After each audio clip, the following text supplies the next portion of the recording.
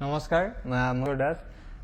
মই যিহেতু অসুস্থ সকলোৱে গম পায় অসমবাসী ৰাইজে, মই যে আৰু এইকাৰণে মোৰ ট্ৰিটমেণ্ট চলি আছে বম্বেত, আৰু চিনেমাখনৰ প্ৰমোচনত মই অলপ নিজে থাকিব পালে নিজক সঁচাকৈ সুখী হ'লোহেঁতেন। আপোনালোকৰ লগত ডাইৰেক্টলি এটাচ হ'লো হয় বা সকলোকে লগ পালে ভাল লাগিলেহেঁতেন, কিন্তু আজি এই মই বিশেষ অসুবিধাৰ কাৰণে আপোনালোকৰ মাজত আজি নাই।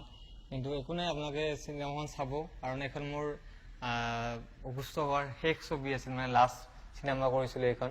আৰু চিনেমাখনৰ বহুতখিনি মমেণ্ট মোৰ এতিয়াও মনত আছে, বহুত ভাল লাগে। কাৰণ চিনেমাখন যেতিয়া আমি কৰিছিলোঁ মাজতে লকডাউন দুবাৰ পালোঁ আমি। সেই লকডাউনত মানে এনেকুৱা কিছুমান পৰিস্থিতি হৈছে, মোৰ কাপোৰ চাপোৰ কণ্টিনিউটিৰ কাৰণে বহুত মানে প্ৰব্লেম পাইছিলোঁ। কিন্তু কাৰণ ঘৰত মানে লকডাউনৰ সময়ত ক'ত কাপোৰ ক'ত গৈছে ঠিকনা নাই। ইভেন মই নিজকে বডি মেইনটেইন কৰাৰ কাৰণে ছেইম লুকছ ৰখাৰ কাৰণে বহুত মেইনটেইন কৰিছিলোঁ। ডাইৰেক্টৰ সমীৰদাক মই বহুতবাৰ কৈছিলোঁ যে কি হ'ব, মই শকত হৈ গ'লে দিগদাৰ হ'ব।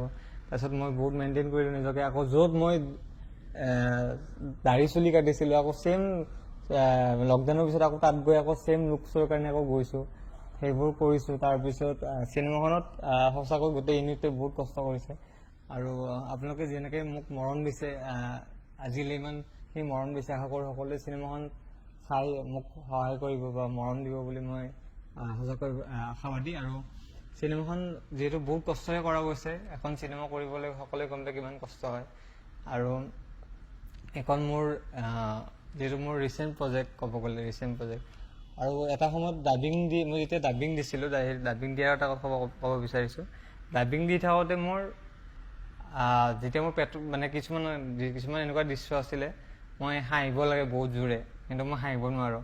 গৰম পানী ফ্লাক্স থাকে লগত, পানী খাওঁ তথাপি নোৱাৰোঁ, মানে সেই নোলায় মানে। তাৰপিছত মই যেতিয়া ভাগৰি পৰিলোঁ, তাৰপিছত মই সমীৰদাক ক'লোঁ, সমীৰদা মই ডাবিং দিব নোৱাৰিম। তাৰপিছত তেখেতে গুঞ্জনদা থেংকছ ধন্যবাদ দিব বিচাৰিছোঁ এই ক্ষেত্ৰত, তেখেতে সহায় কৰিলে। তাৰপিছত মই গুচি গ'লোঁ, মই হায়দৰাবাদ গুচিয়ে গ'লোঁ চিকিৎসাৰ কাৰণে। তেতিয়া খুব পেটৰ বিষ আছিলে ডাবিং দিয়াৰ সময়ত।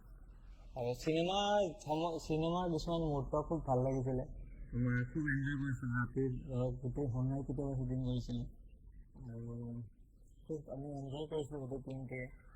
আৰু আমাৰ গোটেই মানে এটা খুব ধুনীয়া এটা প্ৰজেক্ট আপোনালোকে পাব বুলি মই আশাবাদী।